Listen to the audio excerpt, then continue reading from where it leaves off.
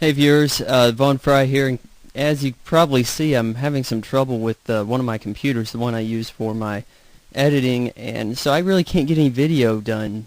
I'm going to give you guys the audio anyhow, and yeah, I know that it sounds a little weird. I'm using a archaic older computer, but hey, that's just the way it goes, and I'm going to continue with this review of Drag Me to Hell.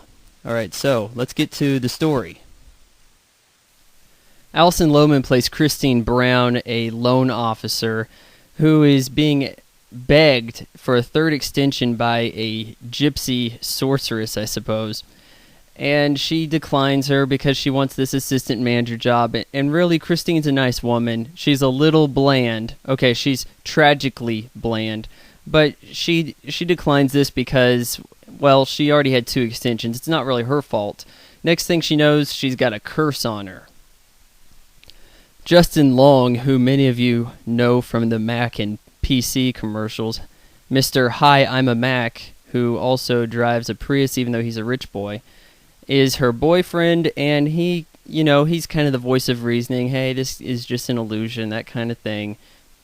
And to what it's worth, he's trying to provide the humor to a very dull and dry script that honestly just relies on cheap gags pop up. Hey, here, any minute, any second, a screaming, loud banshee woman can come flying at the screen.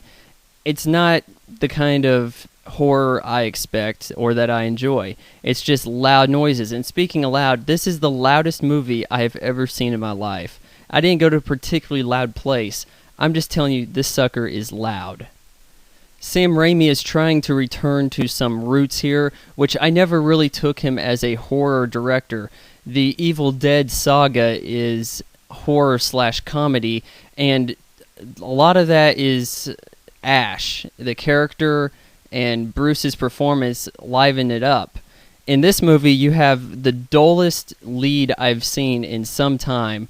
Anytime she has to give some kind of gravitas stance at something, she sounds like a little girl complaining, and it's not particularly believable. Special effects are not very good. They're lavishly gross too. Way too much emphasis on the fluids coming out of an elderly woman's mouth in this movie. It's just loud, obnoxious. I like the ending though, so hey, if this is your kind of movie, maybe you're going to enjoy it more than I did. I'm giving it 1.5 stars.